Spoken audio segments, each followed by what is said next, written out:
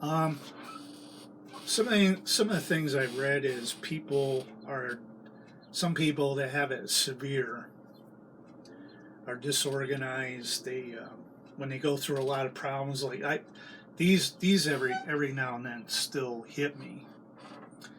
You start on something and then it becomes very challenging, and then eventually you give up on it. You walk away. You don't want to confront it. So then you find something that you can accomplish or makes you feel good. I'll give you a good example. Recently, I wanted to clean the fans out. Yeah, it's a good example. Um, I got one of those things called a wind machine. It's made by Lasco. I bought it back in 2016, and it really puts out good air. But not to go in detail about the fan, the point of the story is that um, what happened. I found the problem to the fan, and what happened was I ended up, I think last year, or the year before, I ended up busting a little plastic piece that holds the blade where you can clip it back on easily. So now the blade is all over the place, and I didn't intentionally break it, but for 3 long hours, like a week or two ago, I'm trying to figure out like different methods how to keep this blade on there, and then I finally just gave up. And I'm gonna fix that fan. I'm intended. It's a $40 fan. I'm gonna find a way, or like I said, I have money. I just replace it. I guess a lot of people will be in the same boat, but the point I was making here is that if you have severe ADHD, my younger self would just say, chuck it, get rid of it, don't deal with it. Um, right now I'm not on the medication, but I'm thinking about I need to find a doctor that can give me the diagnosis and the prescription. And I gotta try. I have to do some research because I don't want to be too dependent on medications. I don't want to end up having one for heart disease or blood pressure and another one. I see people, believe it or not, I've heard some people have 20, 30 different medications in 1 month. I'm like, oh my gosh, I can never imagine the bills. No, I understand why. I mean, I already knew, but I can understand why health insurance is so expensive, prohibitively expensive in this country. And in my opinion, personal opinion, I think we should have universal health coverage. I think mental health is one of the number one health problems in our country.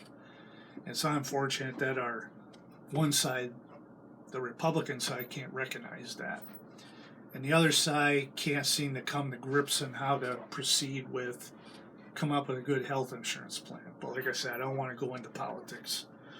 But I think had I been able to afford health insurance consistently, and the politicians stop playing politics with health insurance, I think I'd be able to see a doctor consistently and be able to be on something, maybe even a medication to stabilize how I think. Personality when I'm in those situations like my marriage. Maybe I'd be able to handle it better. When you have ADHD, emotions sometimes they'll leapfrog in front of you. Like when my parents have gotten under, I'll give you an example. My parents got underneath my skin lately. They're taking things personal. Like my mom's like, you didn't call me back about church. I want to do church with you. I'm like, well, Mom, you didn't tell me a time and a date you wanted to do this, and we had a lot of misunderstanding, and then my emotions took the best of me. But then I calmed down. I apologized. I didn't no yelling or nothing. But being on the medication, it calms you down. You conversate. As you can see, I'm all over the place. Sometimes I'll talk too fast, but I'm trying to get better at it. So I'm not really ashamed of having it. I'm just acknowledge that my marriage was done in because of the ADHD, not because it's a bad thing. There's a lot of good things about being ADHD. You can multitask. Something you're really passionate about, you can be really good at. Um, we're not dumb. Doesn't make you a dumb person. Just you think differently. You process information. That goes back to your neurological, what's in your brain, and sometimes it just takes longer to process something. But once I learn something, I don't forget it. I'm very good at maintaining it and extracting it like a hard drive. So, for me as a person, I think to have ADHD just makes you more of a human being, and more gentle, more compassionate, more relatable of a person. My feeling is that I don't want to run from it, and I'm not going to deny it. It is who I am. It is what I have, and I just have to work with what I have. So I as they say in poker terms, you've been given this hand, you have to play it. So I'm going to play it. Even though I'm about 51 years old, this being the summer of 2021, I'm very optimistic about things and very proud of myself, you know. A good example, having ADHD. I think some people that have had ADHD or have it could relate with me on this one. Now, a lot of people, they go to college, they take a semester, they try it out, and then they, okay, this is not for me. Or it takes, and they'll quit. Or I've seen some people midway, they'll just walk away and they drop out of school. I think because of church, being around the certain groups of people that are good motivators, and being in the military, it taught me, you start something, you try to finish it, you see it through. So yes, it took me 20 years to finish up, to get an associate's degree. And I went in a really tough degree program, business. One semester was really tough. I took 16 college credits. And I was age 35. I took, what did I take? I took a computer class. I took a marketing class. I took a business law class. Economics. And, accounting. 16 credits. It was tough. I had to take a leave of absence from my job because I just, after a week, first week in, my grades started slipping, and that's where I was on the medication. So I still managed to get 1A, 2 B's, a C, and a D. So I got my whole alphabet. I got the D in accounting because I wasn't able to stay on top of it. But I managed to pass it, though. So, and I had good classmates to help me along the way. I got the A in economics. But yeah, it was tough. And I was 35 years old at the time. And I was single, at the same time I was trying to have a social life. And so yeah, being an older student, it was trying to fit in. But we're all put in different circumstances, and you learn about yourself. And then at the same time, I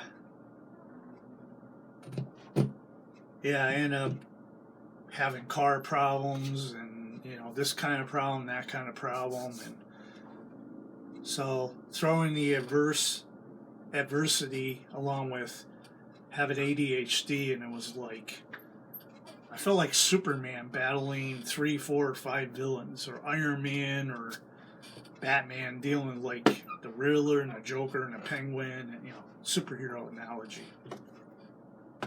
But I got through it. I used to, I'll tell you, I used to get rejected a lot in my 20s, my 30s, my 40s, before I got married, my teens. I got a lot of rejections, a lot of no's by employers, a lot of women shot me down. I even had one tell me that I have an ugly voice, even though she wasn't much to look at either, So yeah, it could be a mean world for people with ADHD. And my piece of advice is you can either do one or two things. You can take the challenge and challenge it head on. Take the bull by the horns and wrestle with it. You may get hurt in the process. One saying I learned was, it is hard to fail, but it's even harder to not even try to succeed. And that was by, I hope I got that phrase right, but that was by our 26th president, Theodore Roosevelt. And I have wallpaper of that on my iPod Touch. So each time I look at the time, I look at that phrase. That's a mantra I'm going by going forward. It is hard to fail, but it's even harder to not try to succeed. So basically what that meaning is, you may fail, but if you don't try at least to get where you want to in life, the tragedy of it is you don't try at all. You won't know. So the worst thing that could happen is one thing. That worst thing that can happen is you don't try. You let the fear take you. Your fear is your worst own enemy. So you gotta. One day I've learned this. The theme for me is courage. So courage can sometimes be very tough, but it's what makes us human beings. So, so yeah, I've had a lot of challenges this year. I mean, but I'm getting there, and with the help of my family, my friends, my pet bunnies, Aki and Yuki, I'm gonna get there in time. And oh, by the way, thank you, Yoko, my good friend out in Japan. Thank you for being a good support too. I have a couple Japanese friends out in Japan. Genki, which is my classmate, and Yoko. So thank you guys too. I wanted to acknowledge them. So anyway, that's my thoughts on ADHD. Don't let the fear take you over. Don't be afraid to try something new. Be open-minded and flexible, and most of all, don't be ashamed of who you are. Just accept it, own it, embrace it, and don't be afraid of failure. Failure is your best tool to get to succeed. So, with that being said, that's all I have to say on my ADHD. Thank you for watching the 2-part series. Take care of yourselves. Be safe, and God bless you. Till next time.